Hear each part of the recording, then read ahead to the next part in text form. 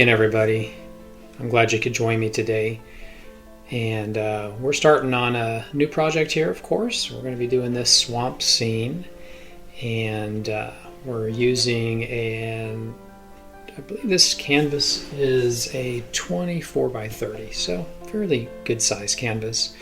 And I'm just laying in some background effects now. I've got a pretty basic palette for this. It's going to be a kind of a nighttime scene here out in the bayou.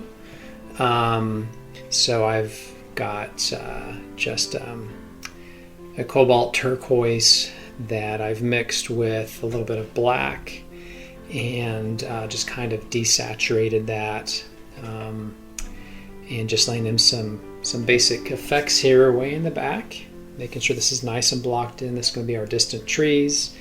So I'm just taking some time to kind of work on that tree line. You want to make sure that you just keep it very just kind of not really uniform. You know, you don't want to repeat patterns. You want to make sure it's kind of just all over the place, and that'll give it that realism. Bring in our moon real quick here, and I just painted in a pale yellow color. I'm going to use my airbrush now because I love the airbrush. It's a lot of fun.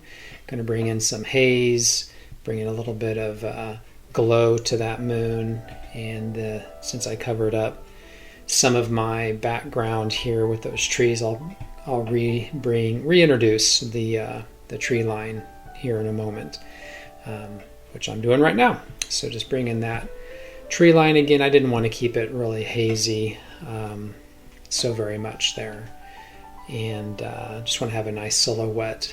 So just take a little time and reintroduce that, and kind of bring in a little bit more color to that moon as well, a little bit more shape and form to it, and bring in some holes in the tree. So I'm just bringing some more of that background turquoise color to put some holes in the trees. And I'm just going to bring in a little bit of that, some of those craters that you can sort of see way off in the distance on the moon, and a little bit of what I call the Sea of Tranquility, I guess. So that's what we're putting in there. Okay, now I've darkened up that background tree color just by adding a little bit more of that turquoise, a little bit more black, and creating this really dark turquoise. And try just to bring a little bit of moss on that. But again, we're not putting a lot of effect here. It's going to be, again, just in silhouette. And that's really all I'm looking for. Just keep it pretty simple, and just a very minute amount of any sort of highlight. Okay, so I've hand drawn in my little shack. We've got this swamp shack here. So as you've probably seen in the past, I'll go ahead and block this all in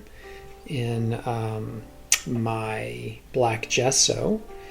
Let that dry for a second. That'll be a good foundation to start adding my color on top. And as I've discussed also in the past, I keep my colors very transparent, and I just put a little bit of color on the brush because I do want to have some of that gesso showing through. And I think it adds a cool level of texture to this little shack. We want to make sure it looks a little bit aged and rugged. So I'm just coming back here and adding some highlights now, just simply by brightening up that exact same sort of pile of color. Like I said, it's going to be a very simple palette, just a few different colors on here. And now I can start to kind of block in where my shingles are going to be. It's going to be one of those little metal roofs, and then also where my windows are going to be. But I prefer just to lay all this in first and then introduce the windows later. There's, of course, a lot of ways that you can paint cabins and houses and things. So this is just the way I kind of like to do it, where I don't have to work around too many objects. Honestly, I'll just layer this all over that wall here, and I've mixed together kind of an orange and a crimson for that dark orange effect. I want to have that laid in here for the light coming through the window.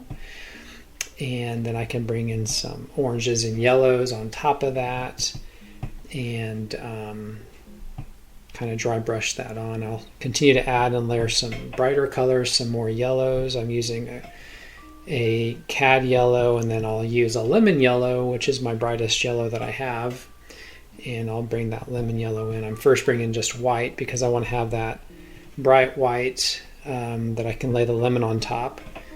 And if you want to, just a little tip here, that if you're ever trying to get a really crisp, clean, saturated color, it's kind of hard to do with acrylics. I'm working in acrylics.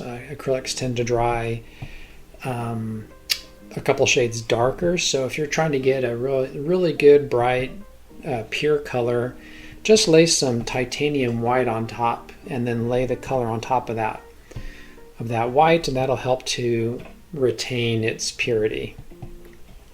Okay, so we're going to start to bring in our porch now, and since this is pretty eye level, we're not going to have to show a lot of porch, more just we'll show the railings and just a little bit of the highlight of the porch at the top here. We have some of that brightness from the lights in the windows to kind of show through. So just going to kind of continue to build this out, and saving kind of those steps more or less for the last, since they're kind of jutting out in front of everything. Kind of keep mindful that my light source from that moon is off to the right, so of course everything kind of fading toward the left is going to get naturally darker. So I'm just trying to keep that in mind, and that'll help to kind of give that subtle suggestion of some dimension and some form. Okay, so we're going to finish out getting this railing put in, bring in some of the steps on the porch here, and I'll just kind of start to refine, bring in some lighting, some brighter yellows as well. I want to have some moss hanging from that roof, that pitched roof here, so I'm just going to bring in that black is my underpainting, and then I've mixed together a sap green and some blue to have a nice dark green, and then on top of that for the highlights I'm just using a yellow green. And that's pretty much it for the cabin. It's pretty simple. And I'm just darkening some things here in the back. I want to just have some of the shadow just more pure black. It's going to be kind of off in the distance. And now I'm just going to bring in a darker shade of that turquoise now and start bringing in our reflection in the swamp water. Again, keeping this pretty simple. I don't want a lot of reflection, more just kind of the shadow of a reflection. Keep this painting pretty dark. Bring that tree in the back with the moss hanging down, and then I can of course cause the reflection now, and want to make sure you're exactly underneath the windows so that you're not drifting off one way or another. You want to keep it pretty even. And I thought a little boat here would be a nice effect. We've got to be able to get our little guy who lives here across the gator lake. There's probably lots of gators and snapping turtles and things, so we got to make sure that he can safely get across in his little boat. So just a little simple outline of a boat here, using those same turquoise colors with black is my color I'm using for desaturation. And then I'm using just pure black here on this cypress tree. So they've got these kind of swampy cypress trees that their roots just kind of go right into the swamp water. So that's kind of what we're putting here. I'm just bringing in the reflection underneath and doing all this in a pure black. And it's going to mostly be in silhouette, but we are going to have a little bit of highlight. Bring in some vines. Later on, I decided to add a little owl. I'm not going to show it because it was one of those little changes I made at the very end where I'd already filmed everything and already started downloading the footage. So I just decided to paint it off camera, but I'll show it at the very end of the painting. But just a neat little owl sitting there in the tree, thought would be a nice effect. All right, going to bring some ripples in to the water. I'm just using my bone black, which is a great transparent black color I've talked about in the past. And that's going to be able to allow some of that color from the turquoise lake to show through. All right, now we're going to get a start on our big alligator. And I just wanted him sitting here resting kind of on the bank. So I'll paint him all in black, as you've seen me do in the past. And of course the ground that he's also sitting on, get all this in black. And that'll help to keep that general theme going here, keep this nice and dark. Using more of that turquoise and some blue, a little bit of black here to desaturate it and just kind of start to scumble on some general effects here that this is kind of dirt and rock. And we can go ahead and bring in the shadow that's underneath him right now. And then I can bring in a little bit more cooler grays and blue tones there in that shadow just to kind of keep that texture going. And then as I'm working around him, I'm bringing in some more lighter blues. And I've even introduced a little bit of burnt sienna just to kind of give it a little bit of some warmth and a little bit of that kind of reddish brown tone as well. And then I'll just continue to bring in some more rocks and some little pebbles, some cracks in the dirt, and a little bit more highlight here of some more light blues, light turquoise colors. Now we can start on our gator. So now we've got him blocked in, and I've outlined some of my pencil marks here for a guide. I can bring in the eye. I'm just using green and some yellows and kind of trying to create a really sort of reptilian eye. And then I've mixed together a cobalt teal blue, which is mixed with some more teal color and some turquoise, keeping it really dark with some more black mixed in. And I can start to just lay in the areas here that I want to have kind of starting to give him his shape and form. And then on top of that, I've just taken that same dark pile of color, but I've added some more titanium white and a little bit more blue. And we can add some in these highlights now.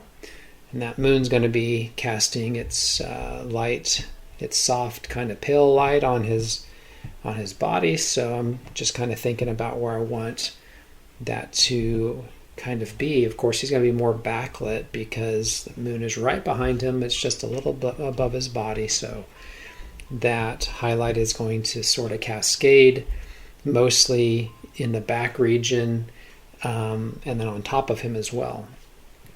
And I've mixed together a Payne's gray with some blue and some titanium white for the teeth, just to keep those nice and kind of grayish and dark.